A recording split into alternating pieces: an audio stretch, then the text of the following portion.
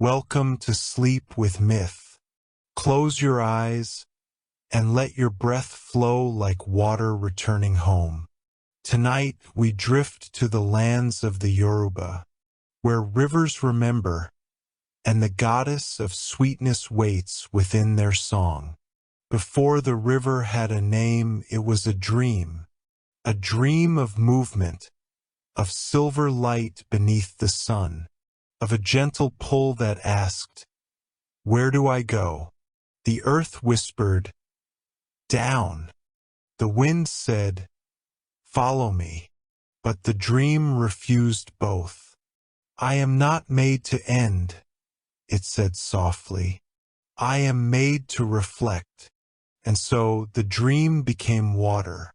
It gathered itself from the sighs of the sky, from the tears of the clouds, from the breath of the trees that longed to see themselves again.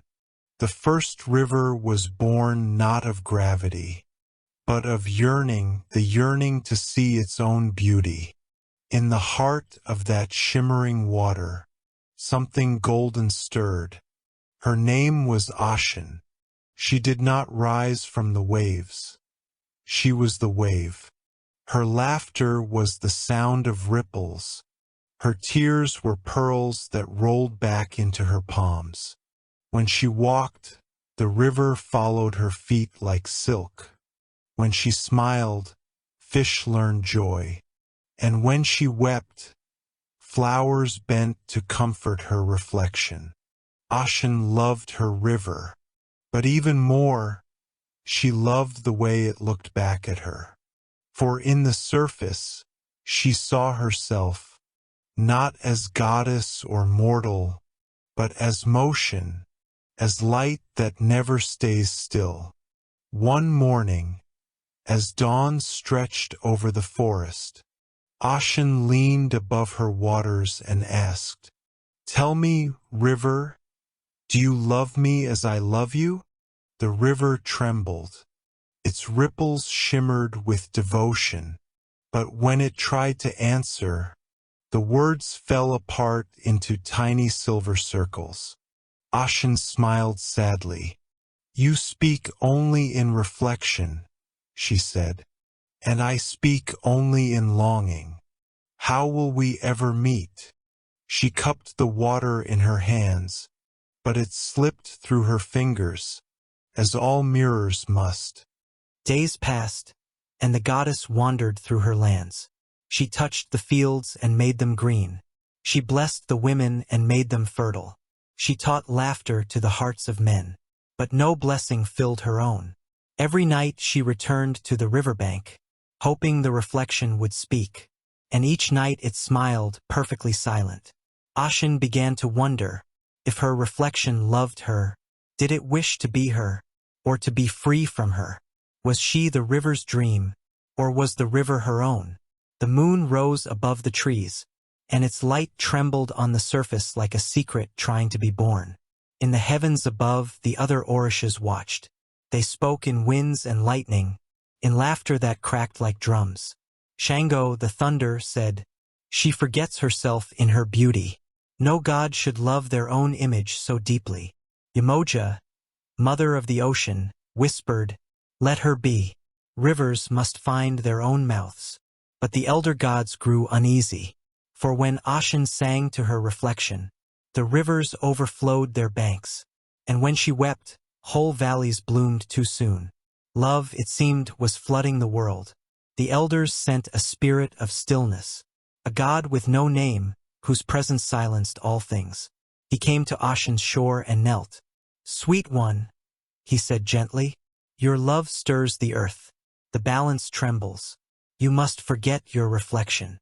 Oshun looked upon him, golden eyes deep as summer rain. "Forget," she whispered. "Would you ask the sky to forget its color?" The spirit lowered his gaze. "Then learn to see without needing to be seen." He vanished into mist, leaving only silence. And in that silence, Oshun saw her reflection blink. The goddess gasped.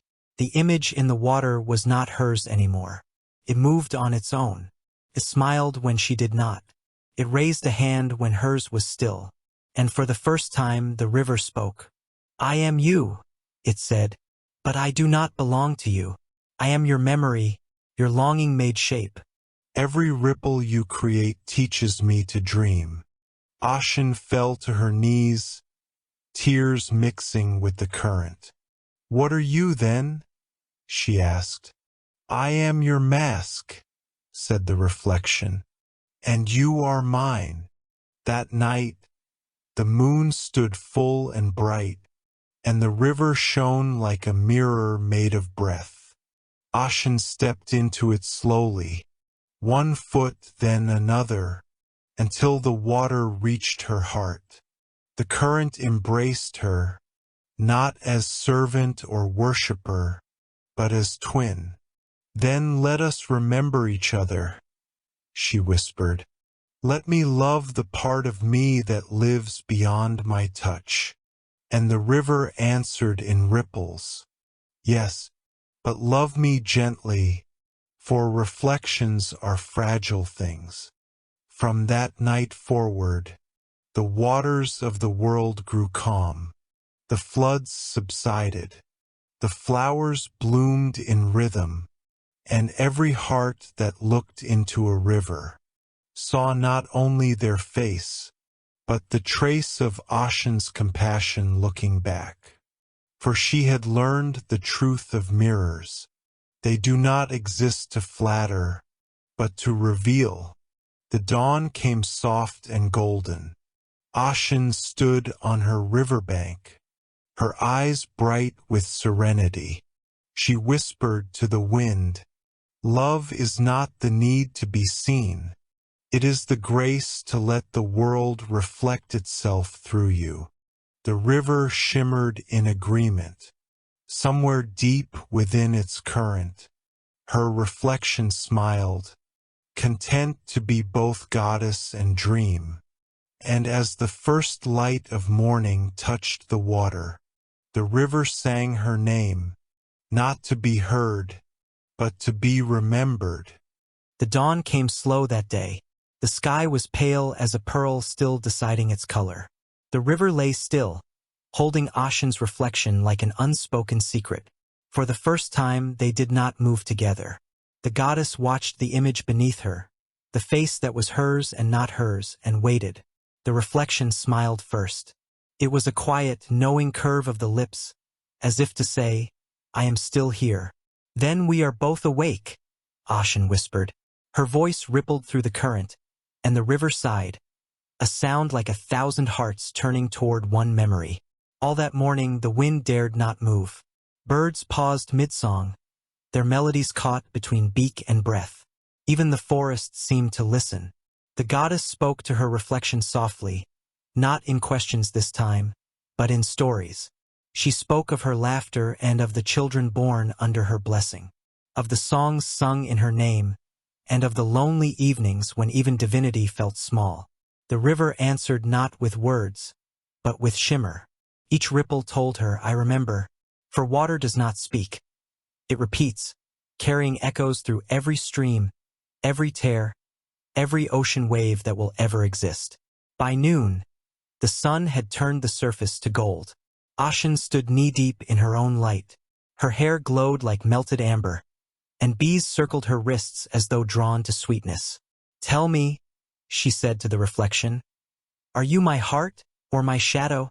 The river answered with movement, a current turning back upon itself, gentle but deliberate. "I am what you do not yet understand," it seemed to say, "the part of love that has not found a name."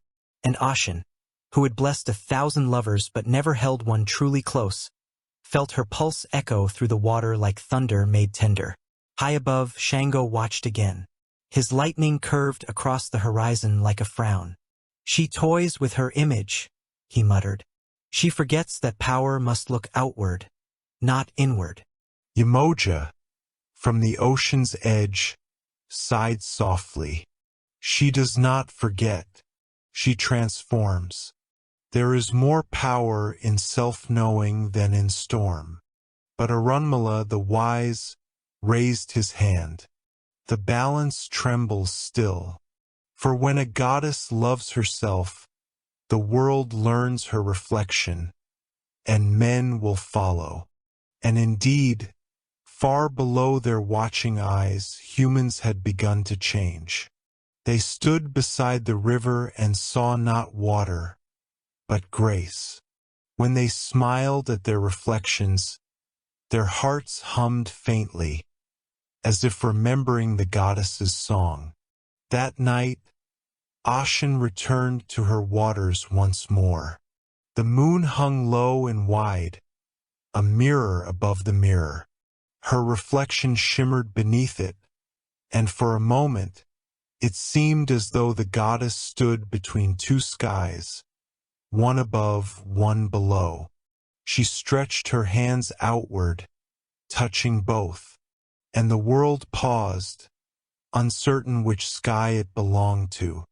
Her reflection spoke then, its voice woven from ripples and wind.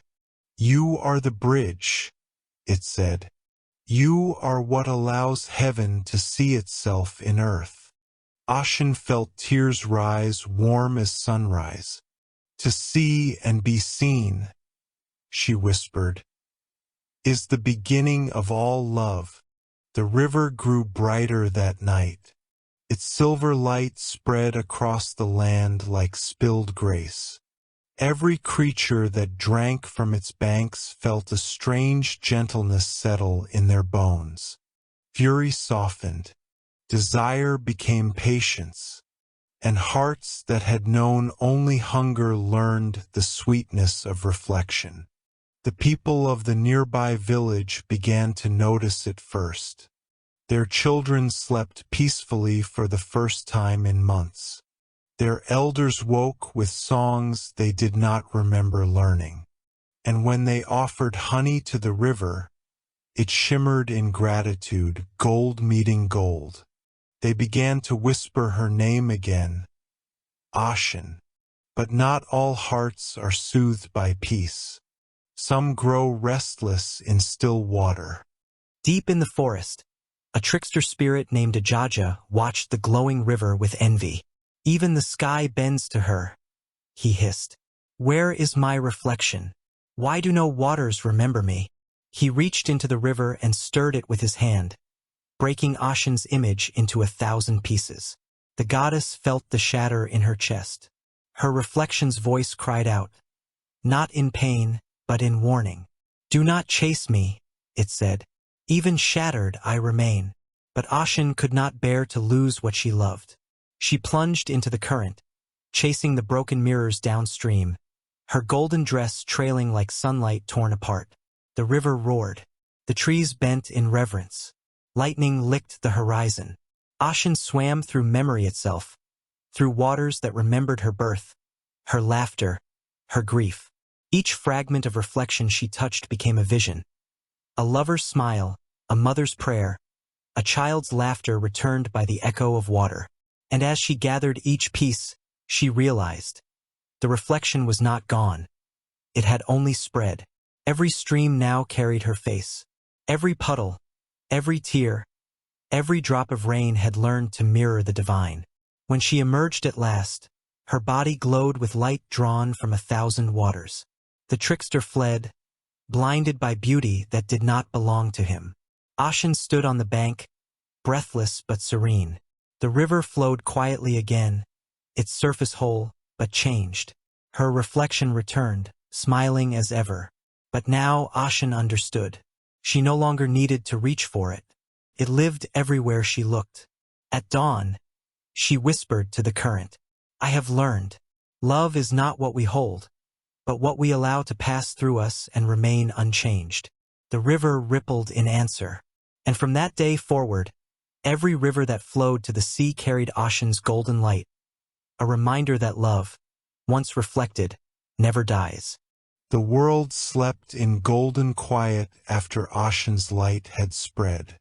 Rivers gleamed beneath the moon like threads of thought, each one carrying a memory of her reflection. But even peace can grow heavy. The waters began to slow. The song of movement, The gentle hum of flow grew faint. Oshun walked along the banks of her river, barefoot, her feet kissing the cool soil. The reflection that once shimmered with laughter now looked up at her with calm, unreadable eyes. "You are quiet tonight," Oshun said softly. The reflection smiled. "I am learning what silence can hold." Far beneath the surface, a new being stirred, a shape made of shadow and silver.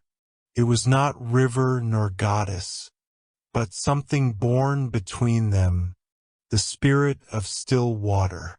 It moved without moving, a mirror that watched everything. Where Oshun brought motion and warmth, this spirit brought rest and reflection. For every goddess needs her echo, and every echo its stillness.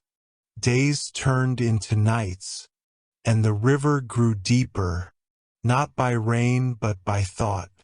Those who came to its banks began to notice strange things. Their reflections blinked when they did not, smiled when they wept, and whispered secrets when they closed their eyes. It was said that if you knelt long enough by Oshun's river, you would not see yourself, but the truth that watched through you. Some fled in fear, some stayed and wept, but all left changed. One evening, Oshun returned to her river after a long journey of blessing villages. The air smelled of honey and storm. She saw the water gleaming darker than before, smooth as obsidian, quiet as breath before prayer. She knelt and asked, "River, are you asleep?" The reflection rose from the water, but now it was not her reflection. It was the spirit. A figure of calm light stood upon the surface, its eyes deep as unmoving water. "I am what your love created," it said. "When you taught the world to feel, you also taught it to listen." Oshun's heart trembled. "Have I made you to replace me?" The spirit shook its head. "No, you have made me to remind you. You are motion, I am memory. You are gold, I am glass. Together we make the river whole." The goddess smiled. It was a smile touched by both sorrow and peace. She stepped closer to the spirit, their reflections folding into one. The water beneath them stilled completely, so still it looked like the first moment of creation. High in the heavens, the Orishas watched once more. Shango folded his arms. "Now she makes new gods?" Yamoja smiled. "She does not make, she mirrors." Creation was never one voice, but two in harmony. The winds bowed, for even thunder must yield to calm once in a while. As night deepened, Oshun walked with the spirit beside her. They spoke of balance, of how love must rest after flowing, and how beauty must pause to see itself become meaning. "Do you fear stillness?" asked the spirit. Oshun gazed at the horizon, where the stars blinked like slow heartbeats. "I once did," she said. "I thought silence meant the end of song. Now I know it is the breath between verses." The next day, the villagers came to the river to give thanks. They poured honey into the current and watched it spread in slow golden swirls. When they bowed their heads, they saw not only their faces in the water, but a quiet light watching back, the spirit of stillness, smiling. And for the first time they prayed not with words, but with silence. It was said that their silence pleased the goddess more than any chant. At dusk, Oshun returned to her river one last time before sleep. The water glowed faintly, breathing in rhythm with her own heart. The spirit stood within its depths, still and eternal. "Will you remain when I am gone?" she asked. "I will remain," the spirit answered. "For every river that learns to rest will remember you." Oshun nodded slowly. "Then the world will never forget to listen." She touched the surface gently, and the reflection rippled once, not breaking, only sighing. When dawn rose, the river shone brighter than ever before. It carried both motion and stillness, laughter and silence, Oshun and her reflection as one. Those who passed by its banks could swear they heard two voices in the flow, one singing, one listening. Together they kept the rhythm of the world. And so the river found its peace, not in endless flow, but in the sacred pause between two ripples. For many moons, Oshun's river flowed in peace. It carried laughter, prayer, and the gentle hum of stillness. The spirit of still water slept beneath its surface, while Oshun blessed the living and the unseen alike. But one dawn, as golden mist rose over the forest, the river began to stir with rhythm, trembled like a drum awaiting touch. Something deep within the current whispered, "It is time." The goddess felt it before she heard it, a pulse that matched her own heartbeat. The reflection shimmered to life again, not as mirror but as movement. The spirit of still water emerged once more, its form fluid and glowing. "Oshun," it said softly, "you have learned silence, but the world must remember song." The goddess smiled. "Then let the song return, but let it be love that leads." She raised her hands, and the wind bowed low over the river. From every droplet, light began to dance. Ripples became rhythm. Reflections became dancers. It was not chaos, it was remembrance. Every motion told a story of what the water had seen. A child's laughter, a mother's tear, a storm forgiven. The villagers saw it first. At twilight, the river began to glow. Shimmering patterns formed upon its surface. Not words, but gestures made of light. They gathered along the banks, and one by one began to sway with the flow. Their movements mirrored the river's grace. It was as if their bodies remembered something their minds had lost. Soon, the entire village moved in rhythm, feet against soil, breath in harmony with current.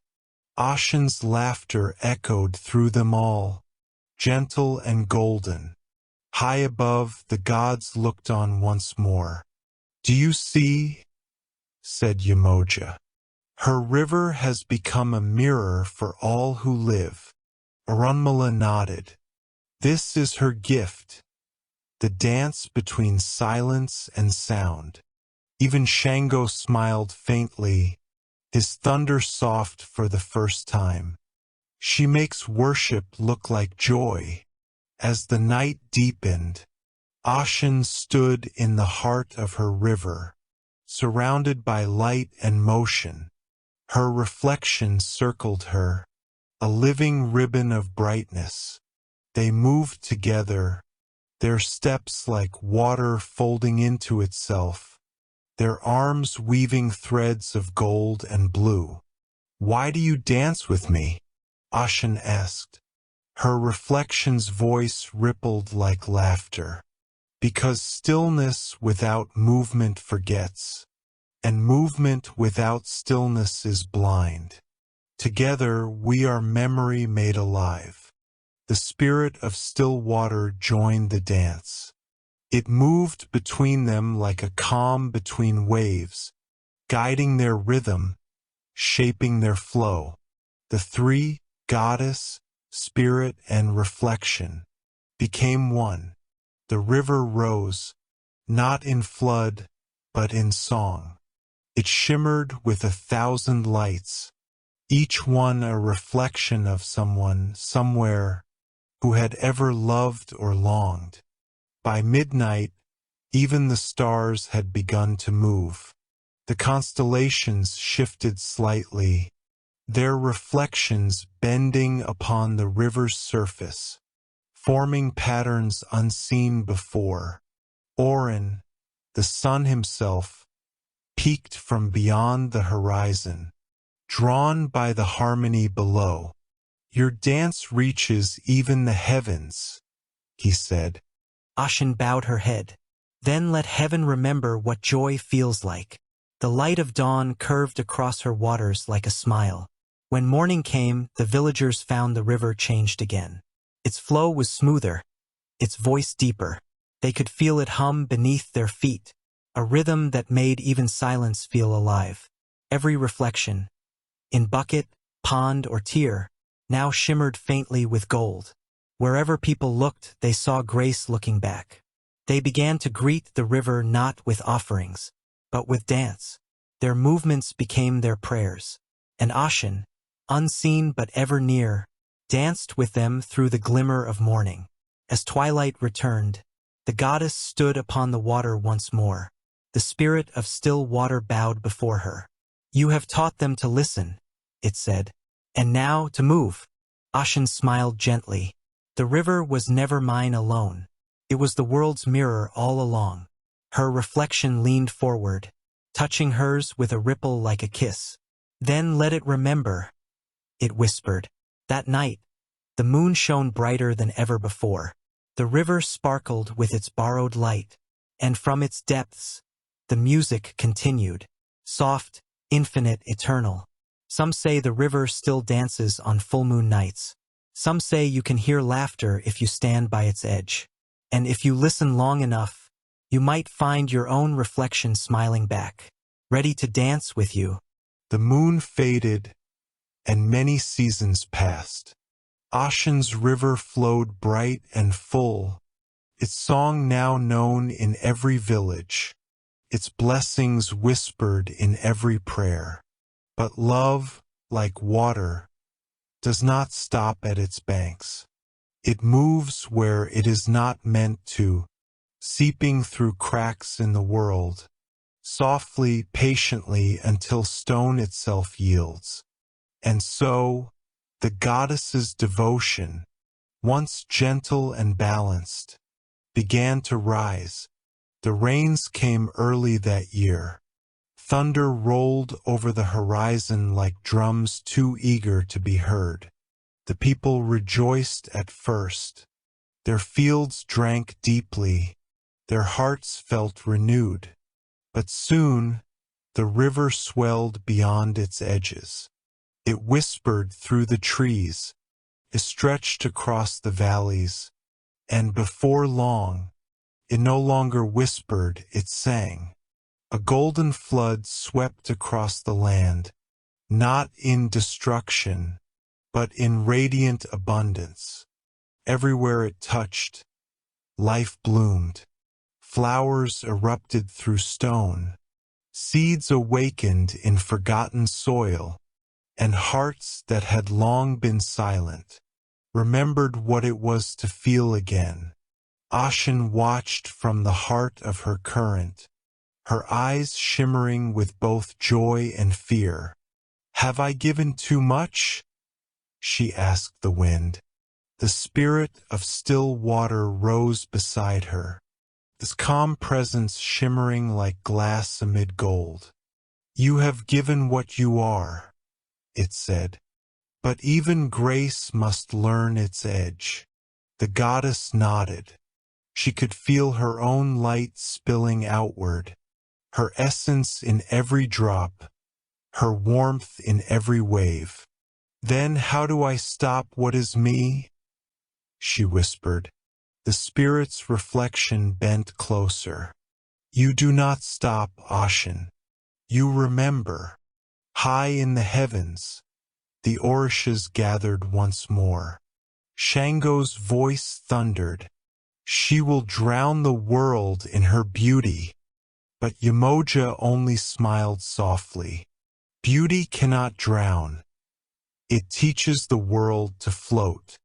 Orunmila, wise and weary, sighed. Let her learn what all rivers must, that to flow without end is to forget to arrive.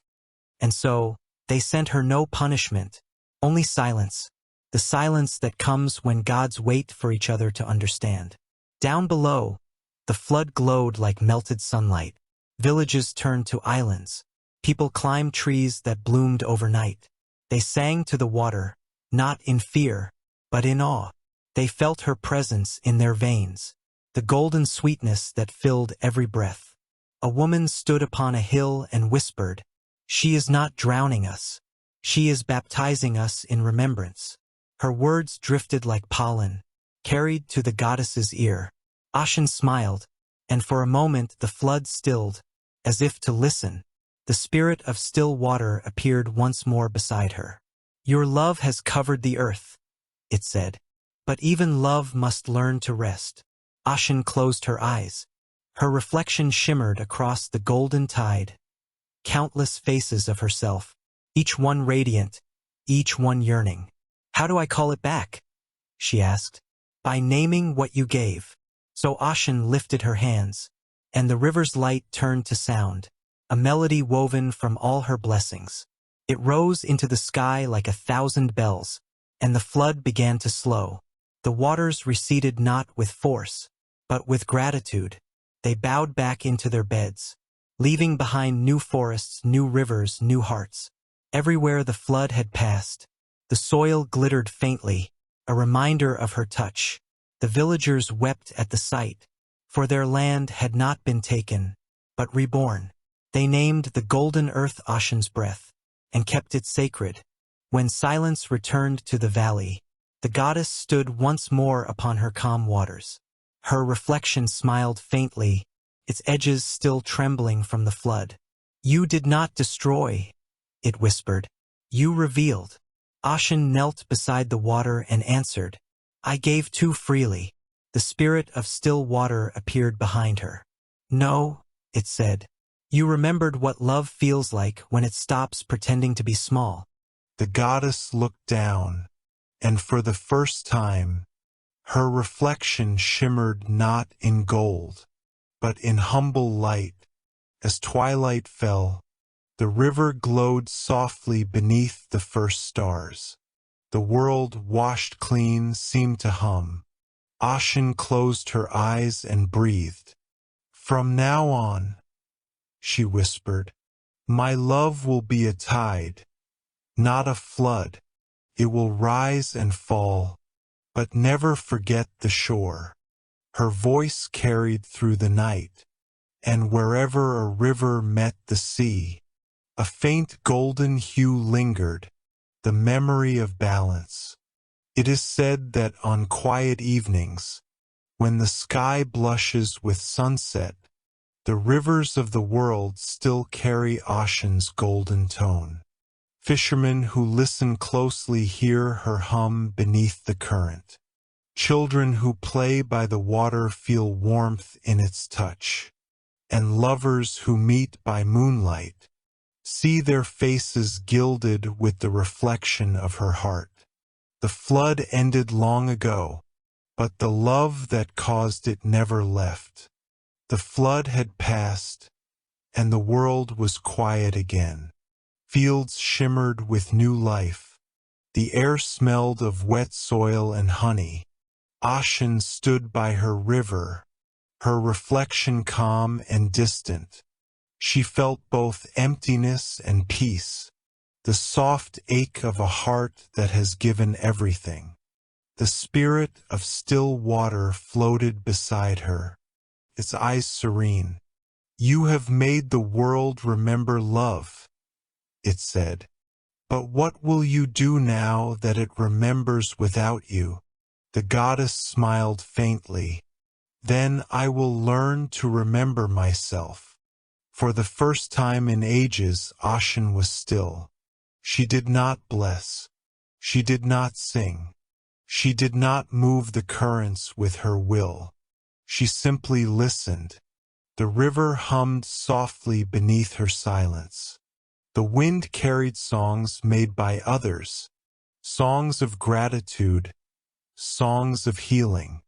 She realized that her presence lived on in the voices of those who loved, not in her name, but in the warmth they shared.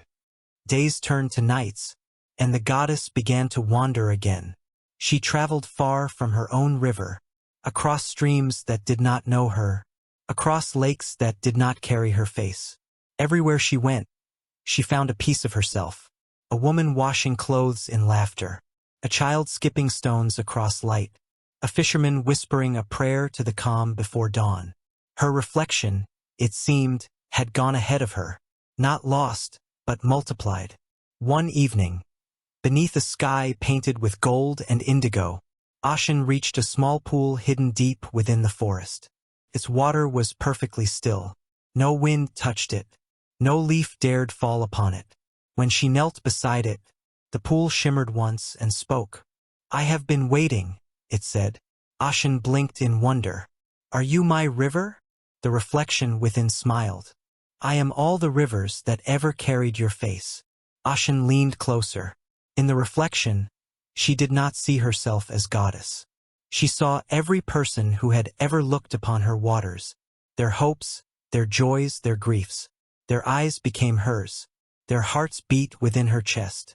She realized, then, that she had never truly loved her reflection. She had loved what it allowed her to see, connection, and in that understanding, she finally saw herself clearly, not as light or river or goddess, but as love itself reflected endlessly. The spirit of still water appeared beside her once more. "Do you understand now?" it asked. Oshun nodded slowly. "My reflection was never mine alone. It was the world's way of remembering its own beauty." The spirit smiled. "And now what will you do?" "I will return," she said, "not as flood, nor silence, nor storm, but as balance." That night, she walked into the river. The current welcomed her gently, curling around her like old song made new. Light flowed from her steps, not bright, but warm, like the glow of dusk meeting dawn. The spirit of still water bowed, and the reflection upon the surface rose to meet her. They merged as one, not goddess and image, but essence and echo. The water glowed gold, then clear, and Oshun was gone. Yet she was not lost. The next morning, the river shimmered softly, carrying her warmth through every bend, every stream, every heart that listened. When mothers bathed their children, the water hummed a lullaby. When lovers met by the shore, their reflections smiled in golden light. When the lonely wept, the river whispered, "You are seen." Oshun had returned, not to the water, but through it. High in the heavens, Yamoja gazed down. "She has become what she always was," she said softly. "The balance between reflection and flow." And even Shango, proud as flame, bowed his head. The flood was her heart. The calm is her wisdom. The Orishas watched the world glitter under her blessing, a balance restored, eternal and kind.